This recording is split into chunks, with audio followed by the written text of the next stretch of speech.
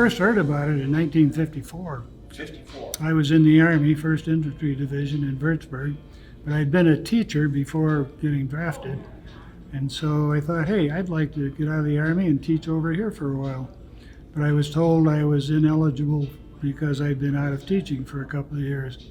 Go back home to the States and get hired, and you'll get more benefits that way too. So sure enough, I did. I went back to teaching. Heard that an overseas schools recruiting team was coming to Chicago. I didn't know there was an Air Force school system and an Army school system in those days.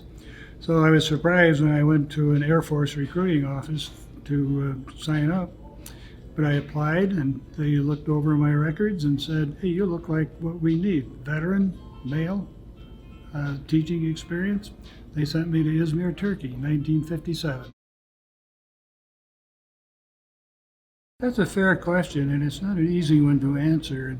Most of what you're asking requires a procedural process, really, kind of an evolution. Remember, the 50s was still fairly close to the end of World War II. All of us teachers had either been in or close to or involved with someone who had been in World War II, and I knew some of the first teachers who had come over in 1946. For us, it was a sense of adventure. You know, it was something, yep, U.S. is going to do it. It's an opportunity for us. Harry Truman had somewhere along the way said, we'll keep our forces there for the duration. Nobody knew what the duration was. Something in our head said, well, 30 years maybe would be the duration, but nobody seemed to know. So all of us kind of signed up for a year or two just to see the world, help out. And there was a sense of adventure, a sense of missionary work, a sense of, hey, this is a good duty. We're going to help Europe recover, and we're all part of that team. There was a great deal of enthusiasm, and things that today would seem like hardships, we accepted. Schools in a tobacco warehouse, in a Quonset hut, in a chapel basement. Wherever there were four walls was a classroom, and teaching supplies. Hey, the most popular teaching supplies were ammo cases and shell casings. There weren't any complaints. We didn't bitch and worry about what we didn't have. We'd look around, and I, in the next 2 or 3 years, I'd see Germany and France and England and bases and schools there. When we saw the conditions of those countries, we thought we were pretty well off, even with our shell casings and ammo boxes. And so this was in the 50s. What else is going on in the 50s back home? This is when we're starting to see our first real civil rights movements, when the schools were faced with the question of integration, when the drug culture was just beginning to be there. We weren't really sure what it was yet. And so as these attitudes began to infiltrate the military, we began to sense that we're pretty well off in the military. You know, right now these problems haven't hit us.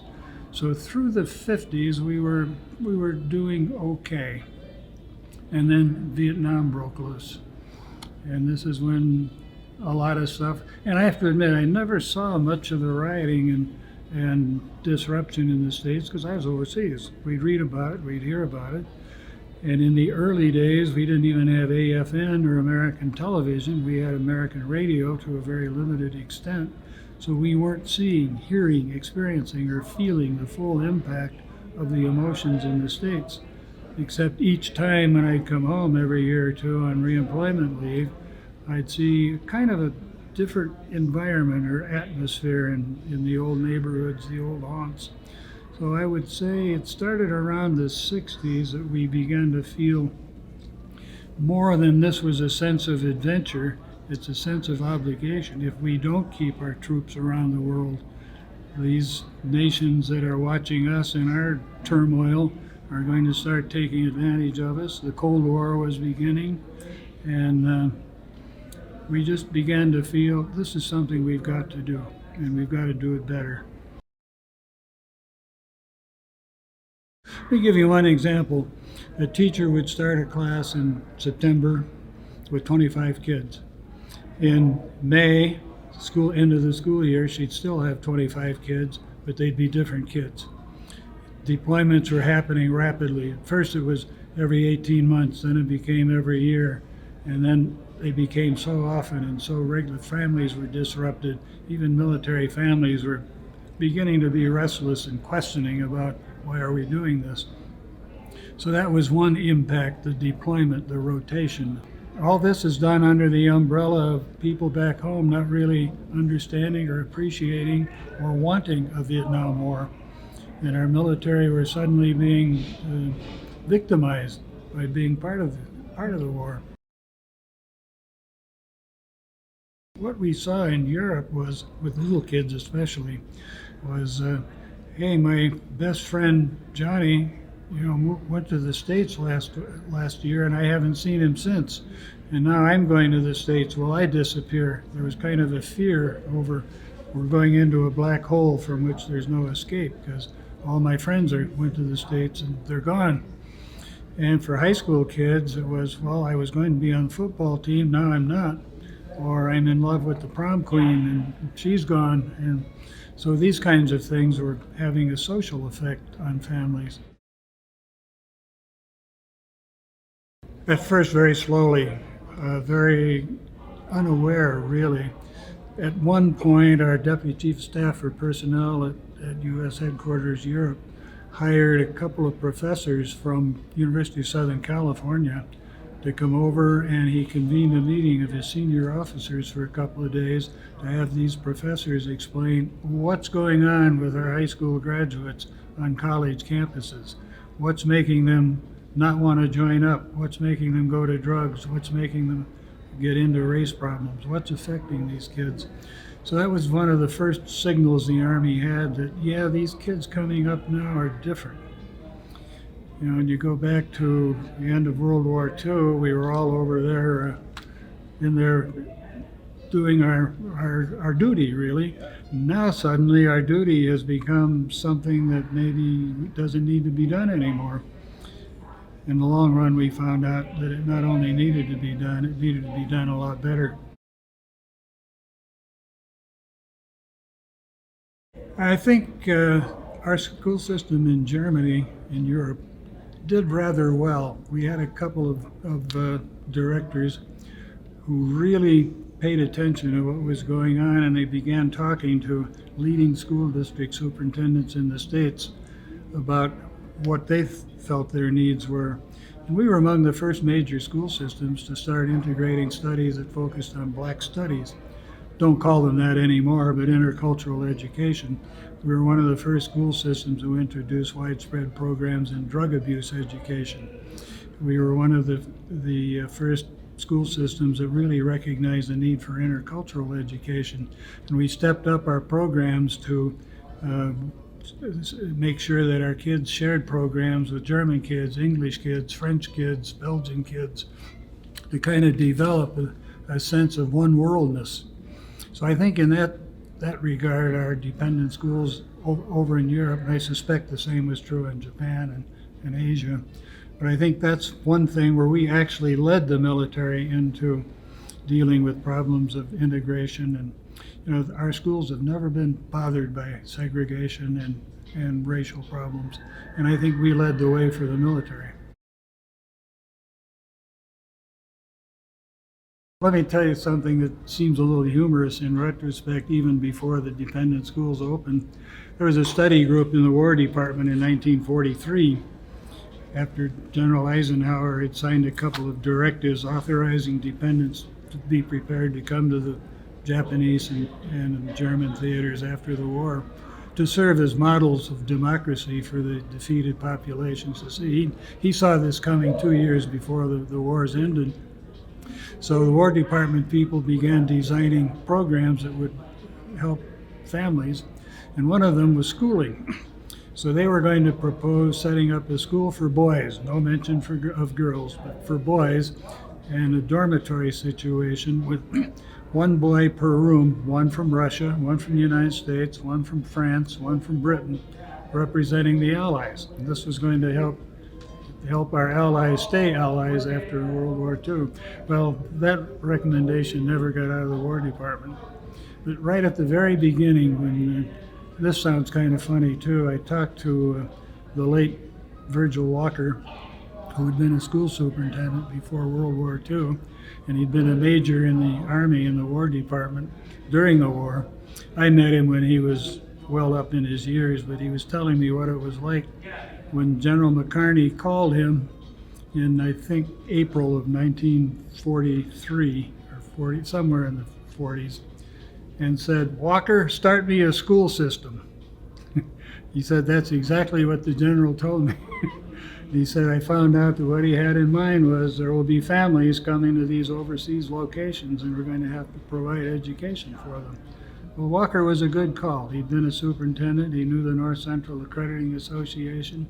And by golly, in October of 1946, he had schools set up in Japan and in Germany.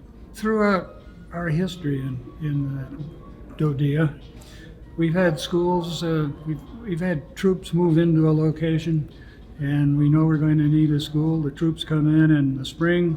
By golly, one way or another, they're going to school in the fall. And I look at our towns back here in the States, and they plan in the out years, 4 or 5 years ahead for elementary or high schools to be built. Now, that really is not the best way to set up a school system, but it works. And it didn't seem to affect the learning. The teachers and the kids got the job done. And I've watched the evolution of the building and construction program. In the early days, the schools were not to be, you weren't to use any appropriated funds for schooling, not at all. So there was a small tuition, larger tuition for officers, smaller tuition for enlisted, and profits from the Class 6 stores. The early teachers used to encourage all the families, drink more whiskey, we got more school support. That's not how alcoholism got started in the military, believe me. But those are the kinds of things that come back to mind. So as we moved into the 50s and 60s and we began to realize that, hey, we can't reclaim any more buildings from the Germans for schools. We can't make the Japanese pay any more repatriation money. We need to start addressing our school needs now. And I think that's when the great discussions began. Are we really going to be a force and stay overseas? Or are we going to slowly withdraw and go back across the ocean?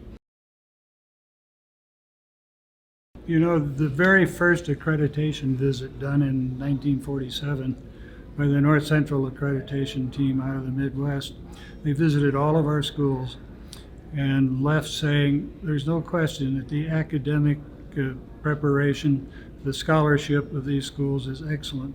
We have concern about the facilities and the supply system, but the relationship and the education kids are getting is first class.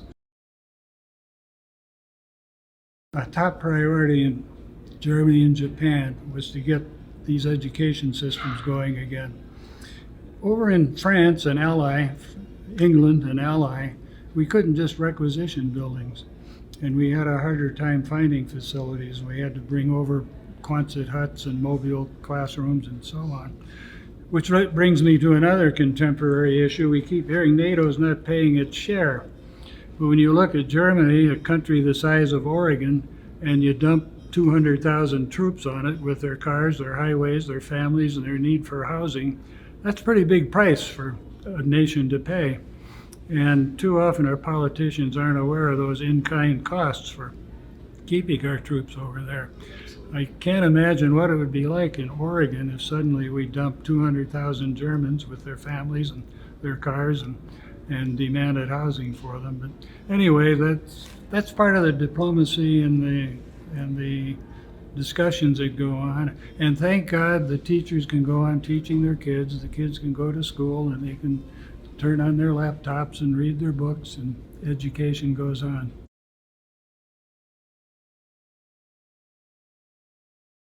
I think our intercultural education programs stand out as uniquely positive in DoDEA schools. And the idea of having kids go for a week of skiing with German kids, or a week of skiing with Italian kids, or getting involved in other international programs is very helpful too. I meet very few brats, kids, adults who were brats growing up in the military schools, who harbor any ill will toward other nations. who get all out of joint about our problems with immigrants and migration and race. And out of our museum, we solicited a statement of core values among adult brats. What are your core values and how were they formed? And if you don't mind, tell us your ethnic background or your racial background and a little personal experience. We got back some very interesting and useful responses. But one response I really liked was no brat, no ethnic, no ethnic, no race, just brat. Doesn't matter what we are, We're all in it together. We're one people. Like Mr. Brady says, we're one school system. It's hard to say. It can't be harmful, but I have to say also that we don't have enough actual social participation among kids. They go to each other's schools for visits. They have activities together. It's when they live out in the neighborhoods that it begins to make a difference. And here's where they learn from one another. Well, I have to give a lot of credit to the then Justitia Director, Joseph A. Mason. We used to call him the last of the robber barons in the hierarchy of civilian life in the federal government. But he too recognized the need for a degree of transparency so long as you exercise some control over it. And he asked me to take on the job of public affairs. I had never been trained in it. I had a flair for meeting and dealing with people and problem solving. So he actually put the title on my job description for a while. So I was invited up to headquarters, U.S. Army Europe, to meet with the public affairs chief. We were still working under the Army, and they made sure that all of our public affairs activity met their standards and many times had to be cleared by them.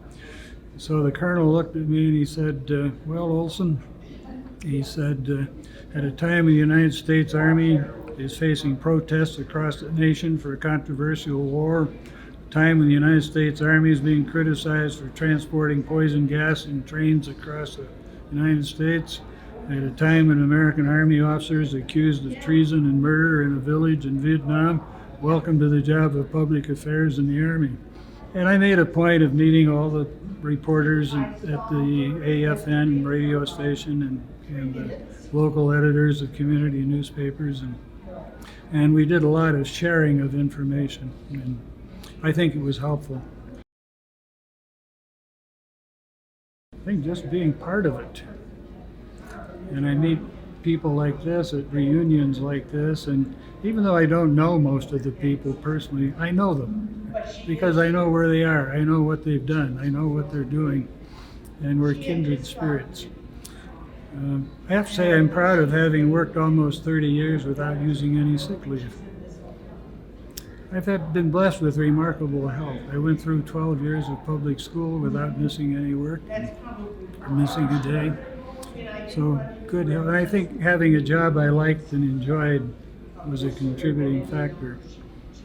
And then I had a wife who loved being overseas. My daughter was born overseas, and as you know, she started this museum based on her belief in what she had done. She married what became a career Army officer, sent his son off to war. So,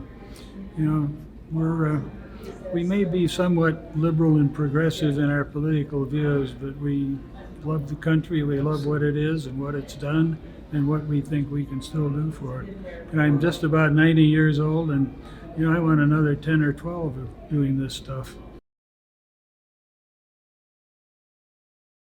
Let's be clear, there was never any intention that the military would run the school system.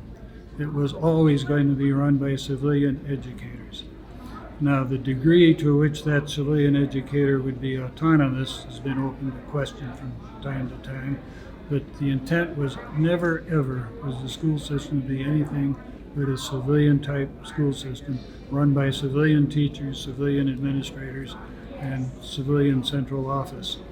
The military would supply logistical support and provide the facilities and transportation and the support. And it worked pretty well But the Army had a different way of doing things. The Air Force had a different way of doing things. Navy also.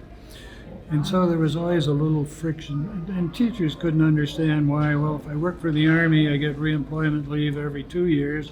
If I work for the Air Force, I get reemployment leave every year. And these things kept surfacing, and the people who investigate, whether it's Inspector General, accreditation agencies, or in-house investigators, said there should be more coordination. So gradually the coordination led to finally, well, why don't we just make the Army in charge of Europe, and the Air Force in charge of Pacific, and the Navy everything else? I'm oversimplifying, but this was the way it evolved. But still there were differences, and I have to say there became some ego problems on both sides of the water, in the Pentagon and in Europe and in the Pacific. And there were turf battles, and some of it got nasty, and some of it got very personal, and we were always in the uncertainty of which way would it go. Congressional teams would come over and say more unification. Another congressional team would come over and say, well, the diversification is what makes it work. You compete. And finally, I used to know the year and the day exactly, but the time came when, okay, Defense Department will run the school system. There will still be the civilian educators, one top director in Washington, directors in the 3 former service areas. It was not a popular decision by the military. And I don't really know why the military was so hostile to it. I think they felt this was our last opportunity to have some degree of influence on decisions about the schools. Their worst fears never were realized, I have to say that. And for a long time, I was on the side of the military. Of course, I worked directly for them. And I thought taking the administrative control out of Karlsruhe and out of Tokyo and putting it in the Pentagon would be a mistake. Because every time I went back to the Pentagon, it's such an overwhelming place, and you get easily lost in it. I thought this can never work. Well, we did set up, and I helped administer this. This may be one of my best achievements. I helped organize the establishment of local advisory councils, regional advisory councils, and finally the DEC, the council at the Department of Defense level. And that was helpful. Not a final solution, but it was helpful. I don't think the worst fears were ever realized, because I never met a commander after that who did not want to support the schools.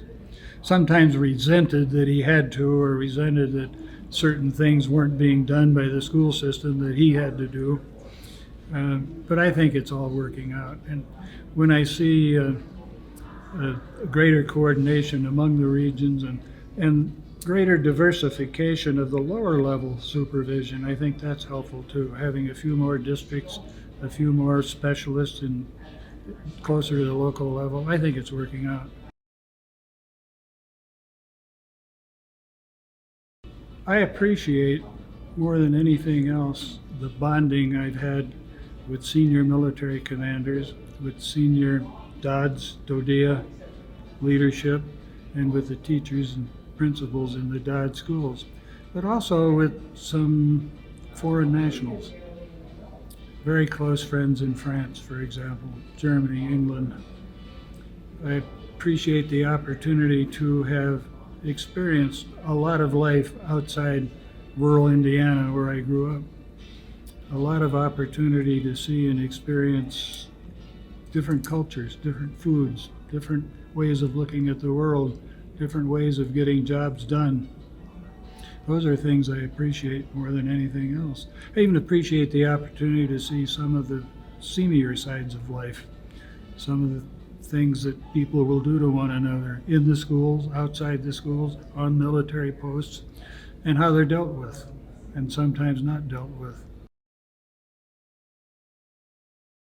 Fondest memory, I suppose, is just being able to show my wife and family a bit of the world and be a part of the world.